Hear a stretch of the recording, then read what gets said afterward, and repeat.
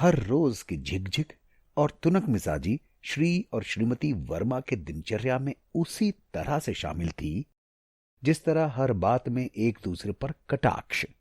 ना पत्नी की प्रोफेसरी इसमें आड़े आई और न पति की डॉक्टरी। फिजूल की बातों में वो एक दूसरे के लिए जैसे असहिष्णु, बेमानी, गैर जरूरी हो गए थे। हर कार्यकलाप, पसंद, विचार में एक दूसरे से बिल्कुल अलग होते हुए भी वो इतवार को हमेशा अपने फार्म हाउस जाते थे और झगड़ते हुए लौटते वक्त रास्ते में सड़क से कुछ दूर पेड़ों और सलीके से कटी झाड़ियों के बीच बने एक मकान के बारे में जरूर बात करते थे। बदकिस्मती से एक रात फार्म हाउस से लौटते समय उस अकेले घर से कुछ दूरी पर ही उनकी विंटेज गाड़ी का रेडिएटर धुआं देने लगा और गाड़ी गड़गड़ाने लगी। मजबूरन पानी लेने के लिए वर्मा जी और प्रोफेसर साहिबा जेरिकेन उठाकर आशंकित से उस घर की ओर गए। घंटी बजाने के बाद काफी देर इंतजार करने पर एक वृद्ध सज्जन दरवाजे पर आए और चश्मे से बहुत देर तक घूरने के बाद उन्होंने दरवाजा खोला। माफ कीजिएगा, इस वक्त आपको जहमत देनी पड़ रही है। मैं डॉक्टर वर्मा हूं और ये मेरी वाइफ। हमारी गाड़ी रास्ते में अचानक बंद हो गई और उसके लिए दरअसल हमें पानी चाहिए, अगर आप मेहरबानी करके दे सकें। बेशक बेशक डॉक्टर वर्मा, प्लीज कम इन। मैं डॉक्टर इंद्रमोहन, शहर के अस्पताल में पहले सर्जन था। माफ करना, दरवाजा खोलने में थोड़ी देर हो गई। अब इस बूढ़े शरीर से 85 बरस का बोझ जो ढोया है, हर काम धीरे धीरे ही हो पाता है। इस बीच लगभग उतनी ही बूढ़ी श्रीमती इंद्रमोहन भी कमरे में दाखिल हो गई थी। तशरीफ रखिए, मैं पानी भर देती हूं इस जेरिकेन में, उन्होंने कहा। बिल्कुल नहीं मैम, मैं खुद भर लूंगा। ठीक है, पर आप लोग कुछ देर तो विश्राम कर लीजिए, डॉक्टर इंद्रमोहन ने कहा। डॉक्टर और श्रीमती इंद्रमोहन के आग्रह पर कि इस मौके पर एक एक मग कॉफी जरूर पी ली जाए, वर्मा दंपति मना नहीं कर सके।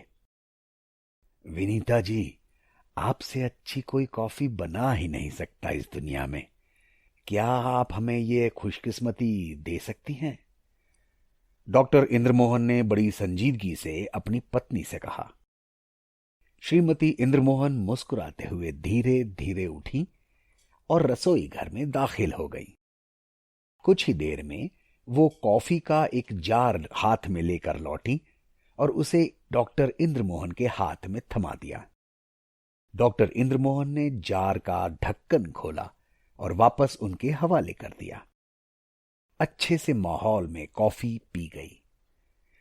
बात कुछ इस कदर बनी कि फार्म हाउस से लौटते वक्त कभी कभी डॉक्टर और श्रीमती वर्मा इंद्रमोहन दंपति के घर रुककर एक कप कॉफी जरूर पीते। श्री और श्रीमती वर्मा को लगा कि वृद्ध दंपति की मेहमान नवाजी और स्नेह के मद्देनजर उन्हें कुछ उपहार देना चाहिए।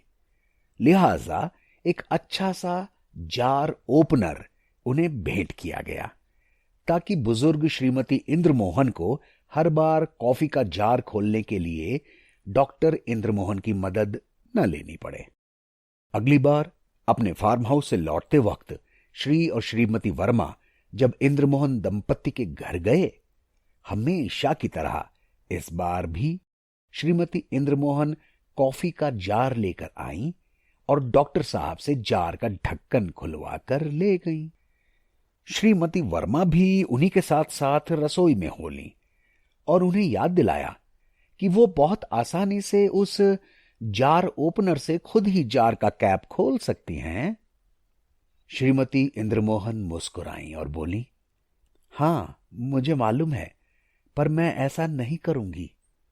जार मैं खुद भी आसानी से खोल सकती हूं, पर मैं डॉक्टर साहब से इसलिए खुलवाती हूं ताकि उन्हें हमेशा लगे कि वो घर के मुखिया हैं, अब भी मुझसे ज्यादा ताकतवर हैं और मैं उनकी कितनी कद्र करती हूं।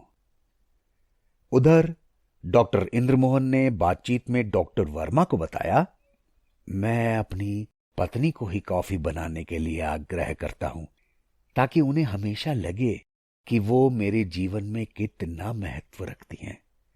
अब भी मैं उन्हें कितना प्रेम करता हूं, मेरे लिए वो कितनी प्रासंगिक हैं और मैं उन पर कितना निर्भर हूं।